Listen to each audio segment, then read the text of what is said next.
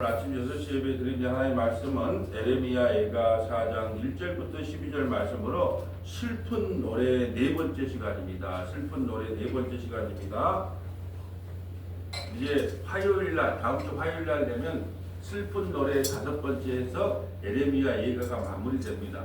에레미야 성경이 언제나 마무리될 때는 우리 정권사님이 또 아침 예배 팀한테 또 식사 대접을 합니다. 저번에는 제가 잘못 시켰어요. 김밥하고 라면이 아니라 김치찌개를 시켜야 되는데 잘못 시켰는데 이번에는 꼭 잘 시키려고 합니다. 그래서 화요일 날 이제 에레미야 애가 다섯 번째가 마무리됩니다. 오늘은 에레미야 4장인데 애가 4장인데요. 슬픔의 노래 네 번째. 여러분 이 에레미야 애가가 왜 기록되어 있을까요? 예루살렘에 살고 있는 남유다 백성들이 개처럼 돼지처럼 끌려가는 거예요. 그럴 때 이 모습을 누가 지켜보냐? 에레미야 선지자가 그대로 지켜보면서 눈물의 이 글을 기록한 거예요. 눈물의 글. 왜 우리가 이렇게 되었을까? 왜 우리가 이 개와 돼지처럼 왜 이렇게 질질질질 바벨론에 끌려가게 되었을까? 그걸 보면서 백성들을 보면서 슬픈 노래를 부르는 거죠. 오늘날도 그렇잖아요. 우리가 정말로 이왕이면 한국 교회가 이렇게 120년, 130년도에 이제 한 120년 넘게 이제 그 전에 우리 기독교가 들어왔잖아요. 그러니까 그때 당시에는 들어왔을 당시에는 우리가 시대에 맞게끔 뭐 여러 가지 또 뭐 성령 운동도 있었고 뭐 이런 일도 있고 저런 일도 있었다면 이제 100년이 넘어가는 지금 시점에 이제 온전히 성경 66권 1189장의 말씀 안으로 우리 기독교가 온전히 좀 들어갔으면 좋겠다. 그래서 말씀 중심의 교회들로 바르게 좀 세워졌으면 좋겠다는 바람이 있잖아요. 그런데 그걸 보면서 엉뚱한 대로 가는 거. 우리가 설교를 할 때도 뭐 윤리 도덕적인 설교, 뭐 성도들에게 은혜를 끼치는 설교, 막 눈물을 흘렸다가 웃기 했다가 그런 설교 말고 그냥 하나님의 말씀에 있는 그대로 좀 대언해주는 그런 교회들로 많이 좀 세워졌으면 좋겠다. 그런 걸 보고 탄식하고 때로는 울기도 하잖아요. 그런 마음이. 그래서 우리가 예레미야 애가가 끝난 그날까지 찬송가 515장만 찬양을 한대요. 찬송가 515장이 뭐예요? 눈을 들어 하늘을 보라. 이 어지러운 이 세상에 이 눈을 들어 하늘을 보는 이 탄식의 소리가 울려 퍼지게 꼭 찬송가 다음 주 화요일 끝날 때까지는 515장만 찬송합니다. 목사님 그지 아세요? 그래서 뭐 찬양 뭐 선곡하시는 분이 알아서 하겠죠. 근데 왜 그런 탄식이 나오냐? 탄식하지 않을 수가 없어요. 성령 충만한 사람은 뭘 한다 그랬어요? 탄식한다 그랬잖아요. 우리 성령 충만 두 번째 시간에 배웠잖아요. 이 세상이 살만한 세상이 아니라 탄식에 정말 이 세상 어찌할꼬, 오늘날의 한국교회 어찌할꼬, 우리 자녀들 어찌할꼬, 내 자신을 어떻게 할꼬, 막 탄식의 소리가 나와야 돼요. 성령 충만하면. 참 살기 좋은 세상이야. 참 재미난 일 많은 세상이요. 그런 게 아니다는 거예요. 그러면 한숨하고 탄식은 틀려요. 한숨하고 자기 인생에 막 너무 힘들어서 한숨 쉬는 거하고 탄식은 뭐냐 하면 하나님의 마음이 내 안에 전가되어서 이 세상의 현실을 보면서 슬퍼하고 애통해하는 거. 근데 애통하는 사람은 위로를 받을 거라 그래요. 그래서 이 땅을 보면 애통해야 된다는 거죠. 에레미야 애가를 기록한 에레미야는 눈물의 선지자라고 하는 칭호가 갖고 있어요. 늘 날마다 예루살렘을 보면서 울었거든요. 왜요? 하나님의 말씀을 전해도 듣는다 안 듣는다. 시드가고 안 들어. 그 시드기야 왕이잖아요. 그래서 두 눈이 뽑히고 자식들이 죽고 고관들이 다 살해당하는 그 비참한 현실을 경험했기 때문에 눈물을 안 흘릴 수가 없단 말이죠. 1절 볼까요? 슬프다. 어찌 그리 금이 빛을 잃고 순금이 변질되었으면. 여러분 순금을 왜 좋아합니까? 변질되지 않았기 때문에, 변하지 않기 때문에. 그런데 변했다는 거예요. 금이 빛을 잃고 순금이 변질하였으면 성소의 돌들이 거리 어기마다 쏟아지는 거예요. 성소를 금으로 줬거든. 솔로몬 성전은요 금으로 많이 던집혀 놓은 데가 많아요. 근데 그것이 다 그걸로 쏟아졌단 말이에요. 순금에 비할 만큼 보배로운 시온의 아들들이 어찌 그리 토기장이가 만든 질 항아리 같이 역임이 되는. 그럼 우리가 이제 그 시골에 옛날에 막 장독대가 많잖아요. 부부 싸움을 했어. 그 남편이 막 그냥 분을 못 이기면 어떻게 해요? 꼭대기 자리 갖고 가고, 뭐 어떻게 해요? 뭐 그 막 독을 갖다 다 깨물어요. 뭐 조건사님 아버지 그런 얘기 있었는가 합니다. 고개를 끄덕끄덕하게 뭐, 예, 진짜 화가 나면 뭐 참으니까 지금 이런 꼴이 됐다는 거예요. 지금 바벨론이 쳐들어와서 그냥 그 이스라엘 백성들 어떻게 했냐? 그 항아리 깨도 그냥 깨버렸다는 거예요. 얼마나 이걸 보고 있는 에레미야 선지자는 어떨까요? 참으로 안타깝겠죠. 참으로 눈물 없이도 살 수가 없겠죠. 지금 이스라엘 백성들의 모습을 설명한 거예요. 어쩌다가 금으로 만든 너희가, 금처럼 귀한 너희가 어떻게 그렇게 돼버렸냐?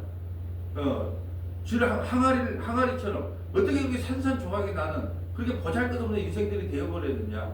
이 탄식을 하는 거예요. 3절에 들깨들도 젖을 주어. 자, 들깨 가장 이스라엘 백성들이 개와 돼지를 가장 혐오스러운 가장 안 좋은 동물로, 예, 우리 그러잖아요. 이 개만도 못하. 개가 욕한다니까요. 개는 주인에게 충성해요. 예, 제가 그런 이야기를 들었어요. 그 목사님, 장로님 모임에 갔는데 그 장로님이 옛날에 지금은 뭐 개 잡아먹는 게 불법이지만 그때는 이제 그때는 뭐 불법이 아닐 때니까 장로님이 목사님들 그 보신한다고 집에 키우는 개를 하나 갖고 와서 머리를 쳤는데 빗나갔대. 예, 그래갖고 뭐 깨가 보니 어떻게 도망을 갔는데, 예, 집에 가니까 피 질질 흘리고, 예, 그 장로님을 기다리고 있었다는 거예요. 그 뒤로부터 개를 안 먹었다는 거예요, 개고기를. 예, 나는 너를 찾는데, 예, 꼭 우리 주님의 모습 같지 않아요?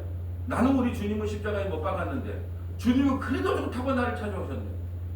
그 개가 꼭 뭐냐? 우리 주님을 보는 것처럼. 예, 나는 날마다 주님을 살해하는 그 죄인인데 주님은 날마다 날 찾아오셔서 날 위로하시고 안아주시는, 예, 그 모습을 본다는. 근데 이스라엘 백성들이 가장 혐오하고 가장 싫어하는 들깨들도 젖을 주어 그들의 새끼를 먹이나 딸내 백성은 잔인하여 마치 광야의 타조와 같도다. 광야의 타조가 같다. 그럼 왜 타조라는 이야기를 했을까요? 타조라는 이야기가 어디에 나와요? 욥기에 나와요. 욥기에 나오는데 보세요. 타조는 그냥 알을 갖다가 아무데나 싸잡아놔. 왜? 하나님께서 지혜를 안 줬대, 타조에게. 그러니까 알을 아무나. 그러니까 그 타조 알이 크잖아요. 이게 누구의 먹이가 된다? 다른 짐승의 먹이가 된단 말이에요. 그래서 타조와 같이 되었단 말이에요. 들깨도 젖을 주고 그들의 새끼를 먹이나 딸내 백성은 잔인하게 마치 광야의 타조가 된다. 지혜를 다 뺏겨가지고 알을 어디다가 놓나? 아무 모래 위에다 그냥 놔. 그게 다른 곳에 짐승이 된다는 거예요.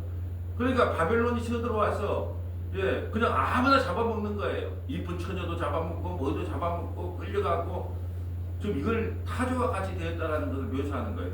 옆에 한번 찾아볼까요? 욥기 39장, 예, 13절부터 16절까지. 욥기 39장 13절부터 16절까지.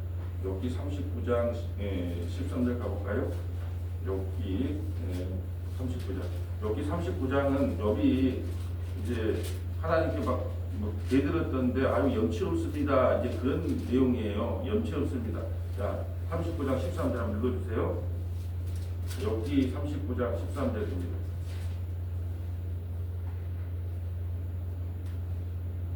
타조는 즐거이 날개를 치나 학의 깃털과 날개 같겠느냐. 그것이 알을 땅에 버려두어 흙에서 더워지게 하고 발에 깨어질 것이나 들짐승에게 밟힐 것을 생각하지 아니하고. 아멘. 지금 타조에게 하나님께서 지혜를 안 줬어. 그러니까 어떻게 하냐? 알을 놓고 그냥 덮지를 안 하니까 그냥 알을 땅에 버려둬요. 그래서 땅에 버려두니까 우리도 타조알을 썸만 먹고 싶은 마음이 생기잖아요. 근데 하나님이 지혜를 줬으면 어떻게 할까요? 이게 살짝 덮어놨을 거 아니에요. 타조에게 지혜를 안 주니까 그냥 그 알을 땅에다가 버려둬요. 그렇게 다른 짐승들이 와서 이게 웬 떡이냐 그러면 다 먹어버린다는 거예요. 지금 이걸 이스라엘 백성들의 지금 이 현실을 생각하는 거예요. 바벨론이 쳐들어와서 길거리에 있는 사람들 전부 다 죽이고 도륙내고 끌고가고 그렇게 그런 시점을 좀 살고 있다는 거예요. 이 타조를 비유해서. 그러면서 들깨도 너희가 저주하는 들깨도 어린아이에게 자기 새끼들에게 젖을 줬는데 내 백성이 어떻게 타조처럼 이렇게 되어버렸는지 모르겠다. 에레미야가 이런 탄식을 하는 겁니다. 16절도 읽어주세요. 그 새끼에게 모질게 대함이 제 새끼가 아닌 것처럼 하며 그 고생한 것이 헛되게 될지라도 두려워하지 아니하나니. 아멘. 그 새끼가 모질게 대함이 제 새끼가 아닌 것처럼 하고 새끼를 모질게 대한다는 우리 하나님께서 자기 백성을 모질게 대하는 거예요. 왜 모질게 대할까요? 그 언약 때문에 약속 때문에 우리를 구원하기 위해서 모질게 대하는 거예요. 의사가요 병을 고치려면 환자를 모질게 대해요. 예. 여기 그 우리가 알코올 중독 병원에 가니까 그런 치료가 있더라고. 예. 뭘 갖다가 막 술주라고 땡깡을 놓으면 막 끝까지 막 묶어놓아서라도 그걸 안 주고 견디더라고.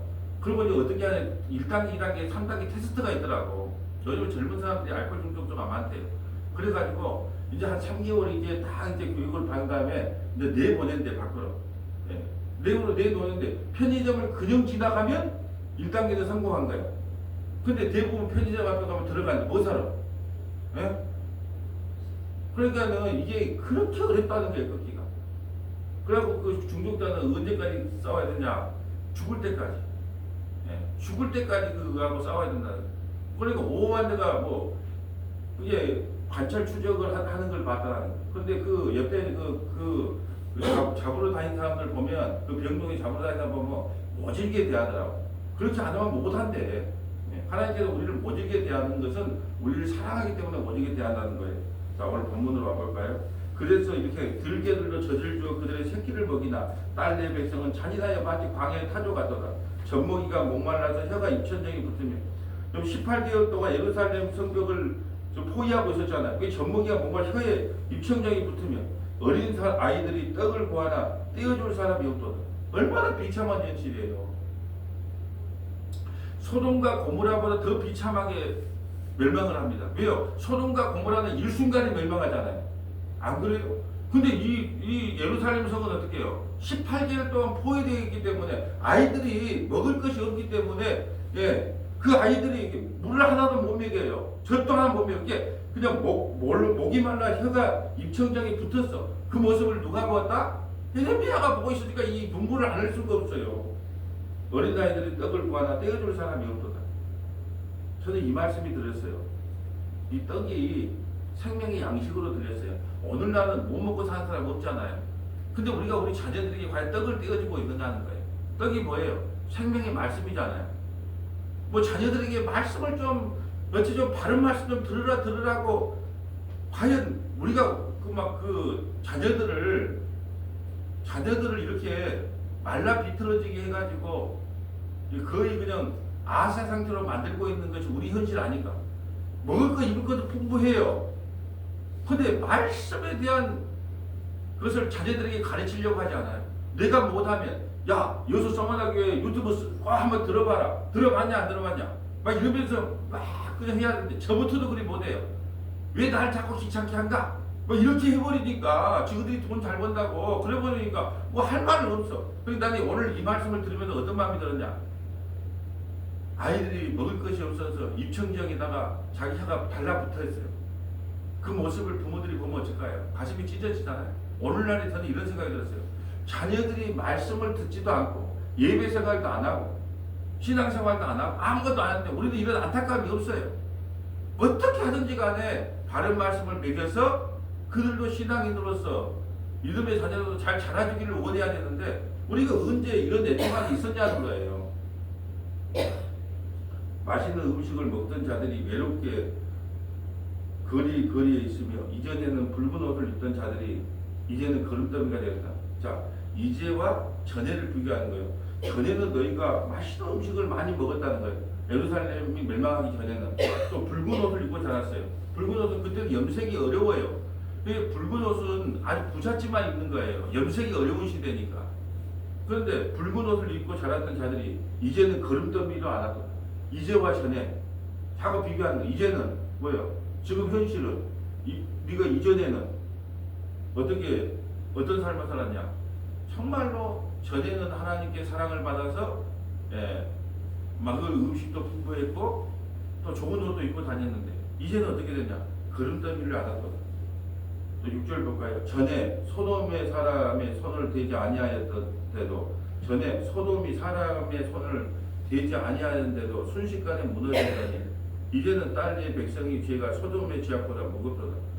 소돔과 고모라는요 일순간에 무너졌기 때문에 고통이 덜해요. 사람이 그냥 죽을 때 그냥 한순간에 죽으면 고통 덜 하잖아요. 이 영화 같은 데 보면 어떻게 해요? 뭐 에어리언 같은 데 보면은, 예, 그냥 에어리언 같은 데 보면 거의 반신 죽게 만들어 놓고 그냥 생명만 살려놓으면 어떻게 해요? 동료가 어떻게 합니까? 죽이잖아요. 왜 죽여요? 고통을 끊어주려고. 그러니까 소돔과 고모라보다 더 고통스럽게 멸망했다는 거예요. 왜? 예루살렘은 18개월 동안 포위해갖고 천천히 그것도 한꺼번에 포로로 끌려가지도 않아. 1차, 2차, 3차 나눠서도 포로로 끌려가네. 그러니까 얼마나 고통이 가중되었는가를 설명하고 있습니다. 7절 전에는 존귀하던 자들의 몸이 눈보다 깨끗하고 젖보다 희며 산호보다 붉어 그들이 윤택함 같아서 빛난 천국 같더라. 예루살렘 성이 바벨론에 멸망하기 전에는요 존귀한 자들 같아서 그냥 보기만 봐도 이뻤대요. 예, 산호들보다 붉어 그들이 윤택함 같이 빛낸 천국 같더라. 바벨론이 멸망하기 전에는. 근데 이제는 그들의 얼굴이 숲보다 검고 그들의 가죽이 뼈들에 붙어 막대기 같이 말랐습니다. 누가 죽을 음식이 없으니까 어느 거리에서든지 알아볼 사람이 없더라. 여러분 욥의 친구들이 와서 3일 동안 말 안 했다 그러잖아요. 왜 말을 안 했다 그래요? 욥의 꼬라지를 보니까 옛날에 부자로 살 때는 살이 통통하고 정말로 멋쟁이처럼 생겼는데 예, 자식 다 죽어버려요. 재산 다 날아가. 중요한 건 마누라가 너희 하나님 욕하고 죽어라 이 인간아 그러고 떠났어. 근데 마지막에 이제 머리부터 발끝까지 욕창이 났네. 질병이 났어. 그러니까 그 모습을 보고 친구들이 말을 못해요. 감히 뭐라 말을 못해요. 지금 이스라엘의 상태가 그런 거예요. 알아볼 사람이 없어. 말을 하지 못한다니까요. 그죠? 칼에 죽은 자들이 줄여 죽은 자들보다 나음은 칼에 죽은 자들이 줄여 죽는 그건 뭘까요? 칼이라는 건 단번에 죽이잖아요. 순간. 근데 줄여 죽는 사람은 어떻게 해요? 사람 잘 안 죽습니다. 최소한 40일은 굶어야 죽어요. 예. 이거 예. 물이라도 먹으면 40일 견뎌내요. 그게 칼에 죽는 사람이 오히려 낫대. 18개월 동안 예루살렘 성이 포위돼가지고 서서히 죽는 거. 얼마나 고통스러울까요? 줄여 죽는 자들보다 나음은 토지 소단이 끊어지므로 그들은 찔림받은 자들처럼 점점 쇠하여 가미로다. 딸 내 백성이 멸망할 때에 자비로운 부녀들이 자기들의 손으로 자기들의 자녀들을 삶아먹었던 배가 너무너무 고프니까 자기 자녀들을 삶아먹었어. 이게 실제로 일본에서 이 마루타 시험을 한 결과가 나왔는데 이 갓난 아이하고 엄마하고 이렇게 그 시험실에다 넣고 불을 뗐대요. 밑에 바닥을 뜨겁게 했다는 거예요. 아주 뜨겁게. 처음에는 아이를 안 뜨래요. 근데 나중에는 어떻게 되냐. 너무 뜨거우니까 아이를 밑에다 놓고 밟고 올라가더래요. 지금 현실이 그래요. 너무 배가 고프니까 자기가 난 새끼들을 삶아먹는다니까요. 이게 실제로 있었던 일이에요. 있었던 일. 예. 근데 너무 잔인하지 않아요? 난 하나님을 보면 참 하나님 어떨 땐 잔인하다 그래요. 이 정도까지 해야 됩니까? 예, 이 정도까지 해야 돼요. 뭐 때문에? 하나님은 언약대로 일하기 때문에. 그러니까 우리 인간이 하나님의 은혜 아니면 살아갈 인간이 한 번도 없는 거예요. 성경 한 세 군데만 적어볼까요? 왜 이런 고난을 당하는가?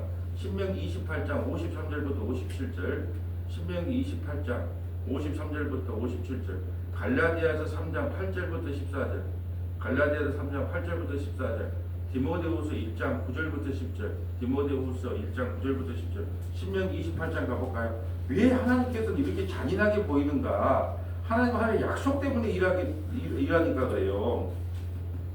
여러분 신명기 28장 1절부터 14절까지는 복에 대한 내가 내 하나님 여호와의 말씀을 삼가 듣고 내가 오늘 내게 명령하는 그 모든 명령을 지켜 행하면 내 하나님 여호와께서 너를 세계 모든 민족에 뛰어나게 하실 것이요. 예. 3절부터 성읍에 들어가도 복을 받고 들어가도 복을 받고 뭐 복을 받는 거예요. 모든 율법을 다 지키면. 그게 몇 절까지예요? 14절까지. 근데 15절부터 마지막 이 세 배 저주의 말씀이 68절까지 저주의 말씀이 이런 말 안 지키면 이렇게 저주받고 저렇게 받고. 근데 우리는 1절부터 14절만 이야기합니다. 그래서 제가 그 12월 31일 날 된 복기를 왜 싫어하는 줄 아세요? 1절부터 14절 말씀만 집어넣어다가 원래 우리는 15절부터 68절 그 3배가 되는 말씀을 그다 집어넣어야 돼. 예. 예? 너는 들어가도 저주를 받고 나가도 저주를 받고 2026년 동안 너에게 주어진 하나님의 말씀이다. 너는 들어가도 저주를 받고 나가도 저주를 받는다. 그런 말씀을 넣어놨으면 오케이 그렇게 하라 그런 거야. 그런데 1절부터 14절 말씀을 집어넣는다니까요. 하나님은 이 약속대로 신명기 28장을 기준으로 삼아서 모세 언약을 통하여 그렇게 하지 않으면 반드시 이런 일이 있을 걸 예언해 놨어요. 그래서 53절 볼까요? 53절. 내가 적군에게 에워싸이고 맹렬한 공격을 받아 곤란을 당함으로 내 하나님 여호와께서 내게 주신 자녀 곧 내 몸의 소상의 살을 먹을 것이라. 아멘. 이렇게 기록되어 있잖아요. 너희가 만약에 하나님의 율례와 법도를 지키지 아니하면 어떤 일이 되느냐? 적군이 쳐들어와서 에워싸서 너희 자녀들을 쌈만 먹는 일이 생길 것이라고 미리 예언했어요. 하나님이 약속대로 이룬다니까요. 내 몸의 소생의 살을 먹을 것이며 즉 그대로 현실이 된 거예요. 예루살렘이 왜 그랬습니까? 바알과 아세라를 섬기고 우상을 섬겼기 때문에 하나님께서 우리 어떤 일을 하냐? 그럼 우리 구원도 없는 거예요. 야 우리 없던 걸로 안 된다니까요. 네. 이 신명기 28장의 약속대로 하나님께서 일을 하시는 거예요. 그래서 자녀들이 쌈만 먹어도 하나님께서 외면해버리는 거예요. 자녀를 쌈만 먹는 일이 실제로 일어났단 말이에요. 54절. 너희 중에 온유하고 연약한 남자까지도 그의 형제와 그의 품의 아내와 그의 남은 자녀를 미운 눈으로 바라보며 자기가 먹는 그 자녀의 살을 그중 누구에든지 주지 아니하리니 이는 내 적군이 내 모든 성읍을 에워싸고 맹렬히 너를 쳐서 곤란하게 하므로 아무것도 그에게 남음이 없는 까닭일 것이며. 아멘. 먹고 살 때는 여보 당신 했던 뭐 잘 살았던 사람이 먹을 것이 없으니까 살짝 숨겨다가. 예. 우리 옛날에 보면 그 아파트 무너지는 그 영화에 보면 예, 부부끼리 하고 살짝 그 누구 같이 사는 그 아이에게는 뭘 안 주고 통조림 하나 자기 마누라한테만 주려고 이 딱 그 남자가 그 까는 걸 봤어요. 그 아이에게 좀 나눠주면 먹고 살기가 뭐 힘이 드니까. 나 그걸 보면서 또 이런 말씀이 떠오르더라고. 이게 다 이게 설교 재료더라고. 아 그렇구나. 너무 사이 좋은 사람도 먹고 살기가 힘들면 자기만 먹은 거예요. 뭐 자식도 없어, 남편도 없어. 일단 내 배가 고프니까. 하나님께서 그런 현실을 너희가 하나님 말씀을 지키지 아니하면 너희는 이런 심판을 받을 거라고 미리 예언을 해놨다니까요. 신명기 28장에 그 모양 그대로 지금 심판을 받는 거예요. 예레미야 이가에서. 네, 좀 더 보고 갈까요? 또 너희 중에 온유하고 연약한 부녀 곧 온유하고 연약하여 자기 발바닥으로 땅을 밟아보지도 아니하던 자라도 자기 품의 남편과 자기 자녀를 미운 눈으로 바라보며. 왜 미운 눈으로 볼까요? 서로 원망하는 거예요. 니 때문에 일이 됐다. 저 때문에 일이 됐다. 왜? 살기가 힘드니까. 부부싸움 왜 많이 할 줄 아세요? 1번이 경제적 문제예요. 경제적 문제. 남편이 돈만 갖다 줘보세요. 돈만 풍부하게 쓰고 싶은 대로 쓰다 갖다 줘보세요. 부부싸움 거의 안 일어납니다. 다 돈 때문에, 다 니 때문이다, 니 때문이다. 그래서 동창회 갔다 오면 이제 남편들이 긴장한다잖아요. 왜? 그 공부도 못했던 미숙이는 신랑 잘 만나가지고 이렇게 하더라. 근데 나는 왜 그런데? 예, 다 원망하고 불편.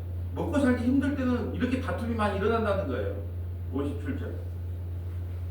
자기 다리 사이에서 나온 태와 자기가 낳은 여린 자식을 남몰래 먹으리니 이는 내 적군이 내 생명을 에워싸고 맹렬히 쳐서 곤란하게 하므로 아무것도 얻지 못함이러라. 아멘. 우리가 신명기 28장을 찢을 수가 없어요. 하나님의 말씀은 우리가 없는 척 하지 않고 넘어갈 수가 없어요. 그렇기 때문에 이 신명기 28장의 말씀이 오늘요 그대로 이루어지는 거예요. 이 하나님께서 은혜를 베풀지 않으면 구원받을 자가 아무도 없다는 거예요. 왜요? 이 율법을 지킬 수 없기 때문에. 그래서 구약의 역사가 실패로 끝나잖아요. 말라 비틀어진 신앙으로 말라기가 끝나고 예수님이 이 땅에 오실 이유가 뭐예요? 인간은 안 된다는 거예요. 인간은 어떤 존재냐? 자기 자식, 자기가 난 자식까지도 쌈만 먹는 게 인간이에요. 근데 뭘 인간을 믿어요? 사람을 믿어요? 극한에 안 가봐서 그래요. 진짜 극한에 가보면 자식도 삶아먹은 것이 우리 인간이에요. 사람을 믿지 말라는 거예요. 그래서 여러분 남편도 믿지 말고 아이도 믿지 말고 자식도 믿지 말고 연금도 믿지 말고 뭐도 믿지 말고 누구만 믿어라. 예수님만 믿으라고 하는 거예요. 여러분 사람이 그럴 수 있을까? 그 상황에 안 가봐서 그래요. 성경은 뭐라 그래요?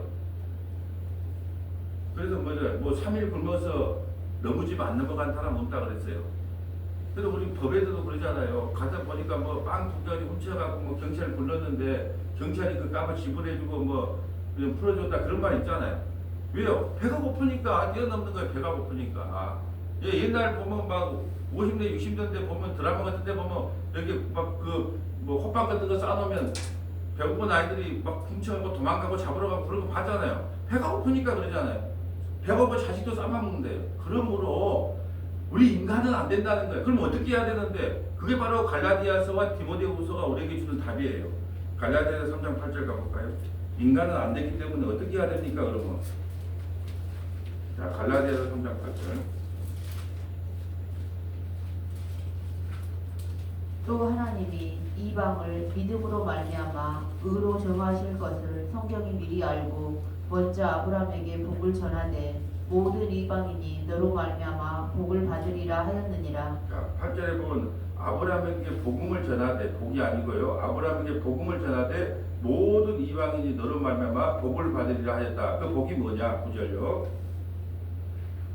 그러므로 믿음으로 말미암는 자는 믿음이 있는 아브라함과 함께 복을 받느니라. 무릇 율법 행위에 속한 자들은 저주 아래에 있나니 기록된 바 누구든지 율법책에 기록된 대로 모든 일을 항상 행하지 아니하는 자는 저주 아래에 있는 자라 하였습니다. 아멘. 율법의 행위에 속한 자는 저주 안에 있어요. 지금 저주받는 모습을 봤잖아요. 그러니까 아직도 율법 시대가 우리가 있다면 우리는 저주받아 마땅해요. 근데 그 저주를 누가 대신 지러 오셨냐? 예수님이 대신 지러 오셨다는 거예요. 지금 오늘 우리가 어디까지 내려가냐? 아, 나도 극한 상황에 가면 자식도 쌈만 먹을 수 있는 죄인이구나. 그러니까 인간이 의지할 수 있는 건 행위를 의지해서는 안 되구나. 율법으로도 구원받지 못하는구나.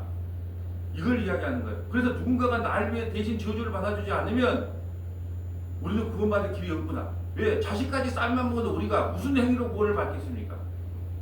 11절. 또 하나님 앞에서 아무도 율법으로 말미암아 의롭게 되지 못할 것이 분명하니 이는 의인은 믿음으로 살리라 하였습니다. 율법은 믿음에서 난 것이 아니니 율법을 행하는 자는 그 가운데서 살리라 하였느니라. 그리스도께서 우리를 위하여 저주를 받은 바 되사 율법의 저주에서 우리를 속량하셨으니 기록된 바 나무에 달린 자마다 저주 아래에 있는 자라 하였습니다. 이는 그리스도 예수 안에서 아브라함의 복이 이방인에게 미치게 하고 또 우리로 하여금 믿음으로 말미암아 성령의 약속을 받게 하려 함이라. 아멘. 우리의 실존을 오늘 성경은 고발하고 있어요. 너희가 지금 살만하니까 그러지 정말 너희가 배고픈 그 순간에 가면 자식까지도 쌈만 먹는 거야. 그리고 그 자식 쌀만 먹는 그것도 나눠주지를 않아요. 너희가 그런 존재야. 그러니 너희는 저주 아래 있어야 마땅하지. 또 율법의 행위를 지킬 사람이 아무도 없어요. 극한 상황이 오면 다 자기 이익대로 살아요. 그렇기 때문에 너희 스스로는 구원받을 수 없다는 거예요. 그러니까 누군가가 너희를 대신하여 저주를 받을 사람이 있어야 된다는 거예요. 그분이 누구냐? 나무에 매달리신 예수님이에요. 이게 바로 복음인 거거든요. 근데 우리는 어떻게 가르치냐면 이렇게 자꾸 살라고 이렇게 살면 하나님께서 복을 준다고. 하나님 말씀대로 살면 복을 준다. 근데 어떻게 복을 받으려면 어떻게 지켜야 돼요? 모든 걸 다 지켜야 돼요. 모든 걸 다 지키려면 어떤 게 내 재산을 다 내놔야 돼요. 누구를 위해서? 이웃을 어떻게 사랑해요? 내 몸과 같이 사랑해야 되니까. 근데 우리 알잖아요. 내 자식이 잘 되는 게 좋아요? 너무 자식이 잘 되는 게 좋아요? 내 자식이 잘 되는 게 좋잖아요. 이게 안 되는 거예요. 그게 누군가가 이 성경을 통해서 우리는 깨달아야 돼요. 자, 나 이런 인간을 위해서는 누군가가 나를 좀 대신 대주지 않으면 나는 진짜 심판보다 마땅하구나. 그걸 깨달으라고 우리 성경을 줬는데 누가 잘 지키나 이 경쟁을 시키는 누가 잘 많이 지키면 복을 받고 많이 안 지키면 저주를 받고 그 인간이라 그러거든요. 그런 설교를 좋은 설교라 그러잖아요. 자, 디모데후서로 가볼까요? 디모데후서 1장 9절. 디모데후서 1장 5. 디모데후서는 목회서지라 그래서 사도 바울이 디모데 목사에게 편지한 거예요. 그러면서 복음이 뭔가를 설명해주고 있습니다. 자, 디모데후서 1장 9절 10절. 하나님이 우리를 구원하사 거룩하신 소명으로 부르심은 우리의 행위대로 하심이 아니요 오직 자기의 뜻과 영원 전부터 그리스도 예수 안에서 우리에게 주신 은혜대로 하심이라. 이제는 우리 구주 그리스도 예수의 나타나심으로 말미암아 나타났으니 그는 사망을 패하시고 복음으로써 생명과 썩지 아니할 것을 드러내신지라. 아멘. 복음으로서 생명과 썩지 아니할 것을 전하는 거예요. 이게 복음이에요. 썩어질 것을 전하는 게 복음이 아니에요. 썩지 않을 것. 근데 우리를 부르시면요, 소명으로 부르시면 우리 행위대로 하심이 아니에요. 예, 다음 주 목요일 날 전남 동부 극동방송에 말씀 예체박 전이 기독교인의 술과 담배를 어떻게 생각할 것인가에 대한 이야기예요. 예. 우리는 그 신앙의 믿음의 척도를 그걸로 보는 거예요. 술 끊었다, 담배 끊었다. 예? 그래서 저급한 기독교가 된 거예요. 여러분, 선교사들이 처음에 들어왔을 때는 우리 여기 아스팔트 길이 아니고 진흙이에요. 그것도 집신을 신고 다녀요. 목욕시설도 없어. 근데 농사철에는 그나마 좀 사람답게 살아. 열심히 살게. 근데 이제 겨울철이 되면 할 일이 없으니까 투정판에 가서 고스톱 치고 노름하고 술 마시고 깽통 부리고 목욕 안 하고 더러워. 거기다가 담배까지 피네. 술 먹으면 개가 되네. 그러니까 그걸 금지시킨 거예요. 근데 선교사들도 술 담배 한 사람이 있었다니까요. 지금은요, 시대가 어디 엉덩이 바뀌었냐. 저기 장례식장에 가세요. 마음껏 꺼내 보라 그래도 묵는 사람이 없어요. 다 문제 넣고 가야 된다니까. 예수를 믿든 안 믿든. 또 뭐냐, 결혼식장에 가서 술값은 받도 안 해. 그래도 묵는 사람 없어요. 시대가 그게 바뀌었단 말이에요. 그걸 신앙의 척도로 보면 안 돼. 그때 그 당시에는 120년, 100년 전에는 너무 기독교, 예수 믿는 사람들이 너무 추잡해. 예. 그러니까는 그걸 금지시키는 거예요. 기독교인의 모습을 보여주려고. 지금은 누가 뭐라 그래도 안 묻는다니까요. 아직도 그걸로 갖고 신앙의 척도를 삼으면 얼마나 시대에 뒤떨어진지 몰라요. 교회가 가장 시대에 뒤떨어지게 살아요. 예. 세상은 빨리빨리 변하고 있는데 아직 여러분 복음은 변하면 안 됩니다. 복음은 변하면 안 돼요. 그렇지만 이 신앙 생활이라고 하는 것은 시대적 상황을 맞춰갈 수밖에 없어요. 예? 아니 우리 청년들 오면 청년들 인사 오면은 내가 청년들한테 야 결혼하기 전에는 손도 잡아서는 안 된다. 결혼하고 나서 예, 성관계도 하고 그래야 된다. 뭐 어떻게 해요? 묻고 가요. 만약에 제가 그렇게 말하면 왜 그럴까요? 이미 손부 다니다 할 거 다 했는데 무슨 목사님은 저렇게 뒤떨어진 소리를 하는데 그런다니까요. 시대가 그렇게 바뀌었다 이 말을 하는 거예요. 여러분 복음만은 변질되지 않아야 되지만 우리의 신앙관은요 2025년도를 살아가고 있어요. 그걸 통해서 대처해야 된다는 거예요. 옛날에는 좀 목사님이 신방 안 가면 삐져요. 예? 왜 우리는 신방 안 오나 빼요? 지금 어떻게 해요? 신방 오면 삐져요. 왜 우리한테 신방 오냐는 거예요. 자기 사생활 보여주기 싫은데. 근데 아직도 옛날 방식으로 해갖고 나는 어떻게 사는지 내가 꼭 그 신방 가야 되겠습니다. 그럼 우기면 되겠어요? 안 된다는 거예요. 그 시대가 있단 말이에요. 시대 정신이 중요한 게 시대 정신. 2025년도를 살아간다니까 우리는. 자, 오늘 본문으로 와볼까요? 자, 11절부터는 권사님 좀 읽어주세요. 여호와께서 그의 분을 내시며 그의 맹렬한 진노를 쏟으시며 시온에 불을 지르사 그 터를 사르셨도다. 대적과 원수가 예루살렘 성문으로 들어갈 줄은 세상의 모든 왕들과 천하 모든 백성이 믿지 못하였도다. 아멘. 예루살렘이 망할 줄은요. 그 누구도 믿지 못. 왜요? 요새였거든요. 근데다 그 성전이 있는 곳이에요. 하나님이 함께하고 그 무너질 줄은 그 누구도 상상을 못했다는 뜻이에요. 13절. 그의 선지자들의 죄들과 제사장들의 죄악들 때문이니 그들이 성읍 안에서 의인들의 피를 흘렸도다. 자, 왜 제사장과 선지자들 죄 때문에 이스라엘이 망했다고 말해요? 그들이 바른 복음을 전하지 않았기 때문이에요. 바른 말씀을 전하지 않았기 때문이에요. 그 바른 말씀을 생명을 다해서 전하지 않았기 때문에 결국은 말씀을 잘못 전하. 여러분 그러잖아요. 이단에 빠진 사람들의 90%의 책임은 목회자에게 있어요. 우리에게 있다는 거예요. 왜요? 그들이 빠지기 전에 바르게 가르쳤다면 그들이 안 빠졌겠죠. 근데 바르게 가르치지 않고 전도하자, 예배당 짓자, 사람 많이 늘리자. 이걸 척도로 삼았기 때문에 말씀을 사모하는 사람들이 어디 갈 곳이 없어. 그러니까 어디 간 거예요? 이단에 빠졌잖아요. 그게 1차적인 책임은 말씀을 안 가르치는 목회자에게 있다는 것을 지금 말씀하고 있는 겁니다. 자, 14절. 그들이 거리거리에서 맹인같이 방황하며 그들의 옷들이 피에 더러워졌으므로 아무도 만질 수 없도다. 사람들이 그들에게 외쳐 이르기를 저리 가라 부정하다 저리 가라 저리 가라 만지지 말라 하였으며 그들이 도망하여 방황할 때에 이방인들이 말하기를 그들이 다시는 여기서 살지 못하리라 하였도다. 아멘. 지금 이스라엘 백성들이 문둥병자 취급을 받아. 저리 가라! 저리 가라! 하면서 문둥병 처리를 문둥병 취급을 받아요. 이방인들은 뭐라 그러냐? 아이고 저희들이 다시 돌아올 수도 있을까? 이방인들이 조롱하면서 저들은 이제 구제불능이야. 영혼이 끝났어. 그렇게 말했다는 거예요. 16절. 여호와께서 노하여 그들을 흩으시고 다시는 돌보지 아니하시리니 그들이 제사장들을 높이지 아니하였음이며 장로들을 대접하지 아니하였음이로다.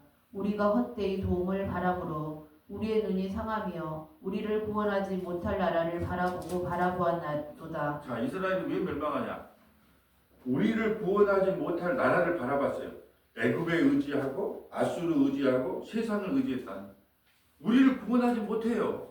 세상은 우리를 구원하지 못하는데 구원하지 못할 걸 바라본다니까요. 그리고 돈이 우리를 구원합니까? 자식이 우리를 구원합니까? 아내가 우리를 구원합니까? 남편이 우리를 구원합니까? 목사가 우리를 구원합니까? 장로가 우리를 구원합니까? 아무도 구원 못해요. 우리 주님이 우리를 구원합니다. 근데 구원받지 못할 사람들을 바라본다는 거예요. 그리고 교회 와서 상처받았다, 시험 들었다, 나 교회 떠난다. 누구를 바라본 거예요? 주님을 바라봤으면 시험 안 들어요. 근데 사람을 바라보니까 섭섭해서 시험 든 거예요. 오늘 그러잖아요. 우리를 구원하지 못할 나라를 바라보았기 때문에 너희가 멸망당하는 거예요. 우리를 구원하신 분은 예수님밖에 없어요. 그 누구도 바라보지 말라는 거예요. 18절. 그들이 우리의 걸음을 엿보니 우리가 거리마다 다 다닐 수 없으며 우리의 끝이 가깝고 우리의 날들이 더하였으며 우리의 종말이 이르렀도다. 우리를 뒤쫓는 자들이 하늘의 독수리들보다 빠르며 산 꼭대기까지도 뒤쫓으며 강야에서도 우리를 잡으려고 매복하였도다. 우리의 콧김 곧 여호와께서 기름 부으신 자가 그들의 함정에 빠졌으며 우리가 그를 가리키며 전에 이르기를 우리가 그늘 아래에서 이방인 중에 살겠다 하던 자로다. 아멘. 자, 우리의 콧김 곧 여호와의 기름 부음 누구예요? 우리의 콧김과 여호와의 기름 부음이 같은 동일치되거든요. 우리의 콧김은 여호와의 기름 부은 자가 예수님이라면 예수님이 함정에 빠졌다 말이 안 맞잖아요. 누구예요? 이스라엘의 왕을 이야기하는 거예요.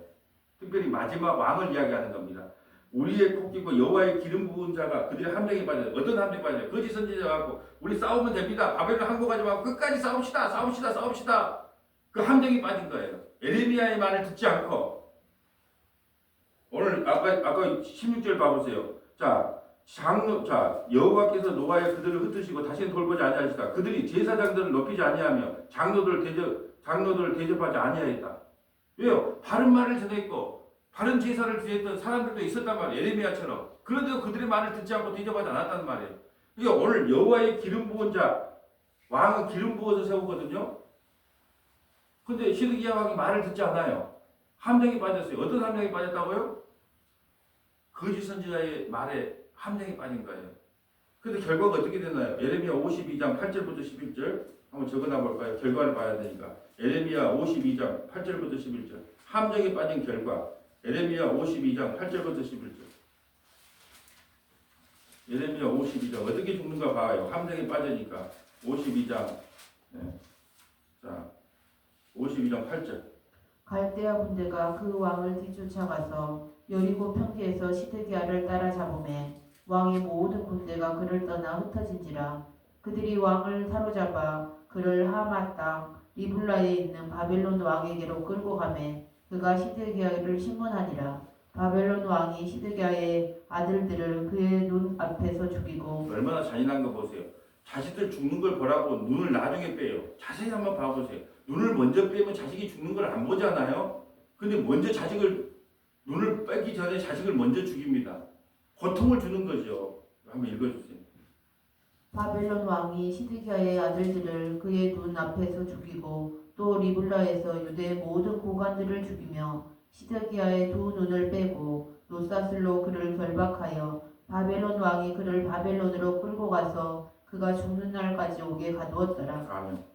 여러분 그 우리의 코끼 여호와의 기름 부은 자가 함정에 빠진 결과로 이런 고통에 빠져요. 함정에 빠졌다. 예레미야의 말을 듣지 않고 거짓 선지자들 듣기는 좋잖아요. 우리 힘을 앞에 바벨론을 대항해 봅시다. 아니 하나님의 뜻은 항복에 했어요. 21절 22절 읽어주세요. 우스 땅에 사는 딸 에돔아 즐거워하며 기뻐하라. 잔이 내게도 이룰지니 내가 치하여 벌거벗으리라. 아멘. 자, 에돔 사람들은 에서와 야곱의 형제지간이잖아요. 근데 바벨론의 포로로 끌려갈 때 시온이 잘됐다 시온이 잘됐다 박수를 쳤어요.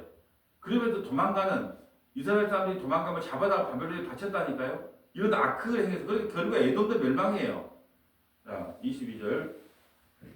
딸 시온아 내 제약의 형벌이 다하였으니 주께서 다시는 너로 사로잡혀 가지 아니하게 하시리로다. 딸 에돔아 주께서 내 제약을 벌하시며 내 허물을 드러내시리로다. 아멘.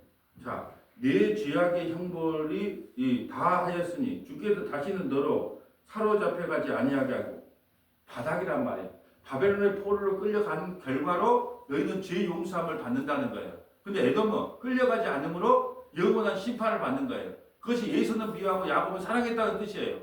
심판이 구원이라니까요. 징계가 구원이에요. 그러니까 지금 바벨론의 포로로 끌려가는 너희들아, 내가 너희의 죄를 다시는 기억하지 않고 회방시켜 주겠다. 근데 에돔 시온이 잘됐다 시온이 잘됐다고 박수치다 에돔 너희들은 영원한 심판을 받을 것이라는 거예요. 오늘 본문을 통해서 우리가 하나님께서 우리에게 주신 메시지는 딱 이거예요. 너희가 왜 없어질 거, 이 세상에 없어질 거에다가 너희를 구원시켜주지 못할 없어질 거에다가 자꾸 소망을 두자는 거예요. 결국은 뭐냐? 오늘 에레미야 예가를 통해서 너희가 어디에 소망을 두고 살아가냐? 없어질 이 세상의 소망을 두고 살 것이냐? 영원한 하나님의 소망을 두고 살 것이냐? 지금 우리에게 그걸 묻고 있는 거예요. 자, 두 군데만 찾아볼게요. 빌립보서 3장 1절부터 9절, 빌립보서 3장 1절부터 9절, 히브리서 12장 1, 2절, 히브리서 12장 1, 2절. 자, 빌립보서 3장 1절부터 9절 가볼까요? 자, 빌립보서 3장 1절부터 9절. 무엇을 의지하고 살 것인가? 끝으로 나의 형제들아 주 안에서 기뻐하라. 너희에게 같은 말을 쓰는 것이 내게는 수고로움이 없고 너희에게는 안전하리라.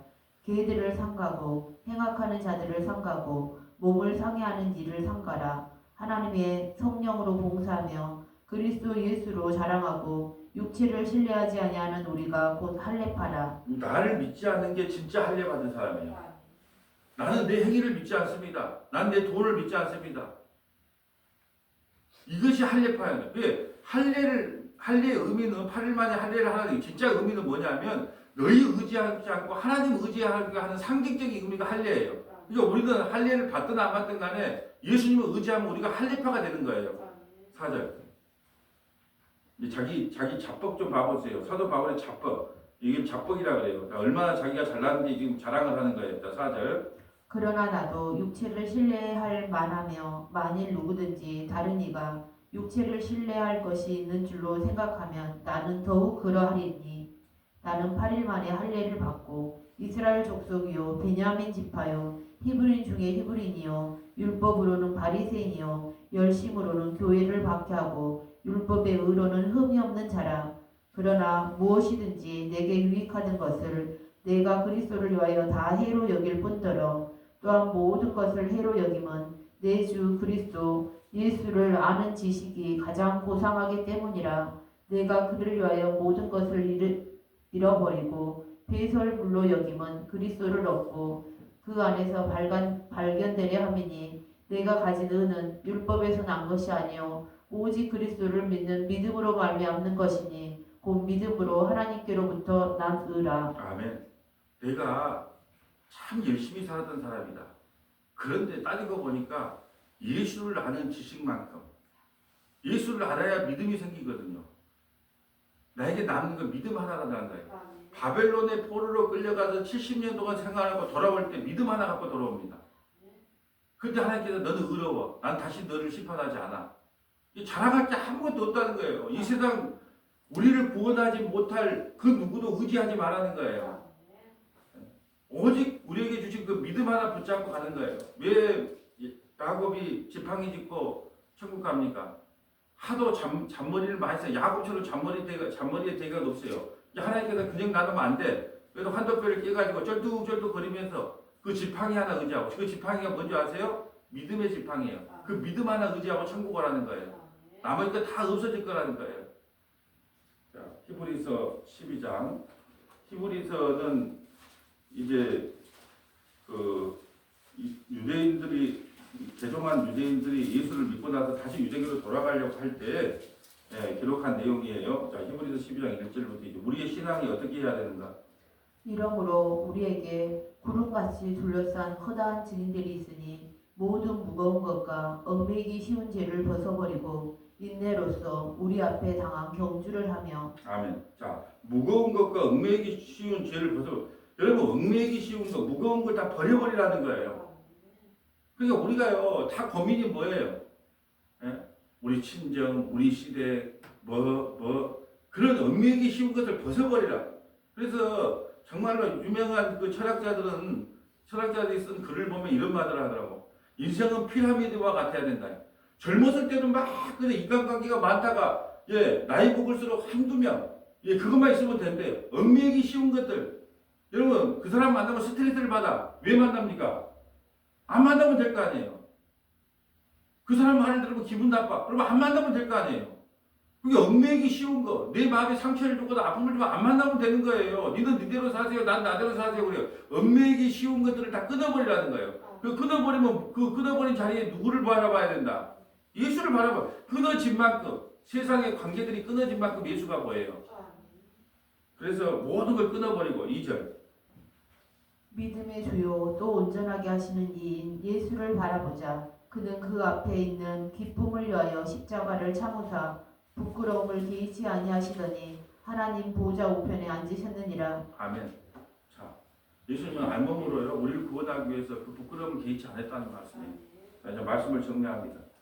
오늘 가장 중요한 핵심을 보면 17절에 보면 우리가 헛되이 도움을 바람으로 우리의 눈이 상하며 우리를 구원하지 못할 나라를 바라보아도 우리를 구원하지 못할 그 터진 웅덩이를 바라보지 마시고 사람 바라보지 말고 목사도 바라보지 말고 남편도 아내도 자식도 바라보지 말고 만왕의 왕이요 만주의 주 되신 우리를 구원하신 예수님만 바라보고 오늘도 한 걸음 한 걸음 걸어나가는 저와 여러분 되시기를 주님의 이름으로 소원합니다. 아버지 하나님 감사합니다. 우리에게 도움이 되지 못할 우리를 구원하지 못할 터진 웅덩이와 같은 것들을 바라보고 소망하고 살았던 지난 날들을 회개합니다. 이제는 오직 예수 그리스도를 바라보며 예수 그리스도께만 소망을 두고 살아가는 주의 종과 서문하교의 모든 믿음의 권속들이 될 수 있도록 인도하여 주옵소서. 우리 구주 예수님 이름으로 기도합니다. 아멘.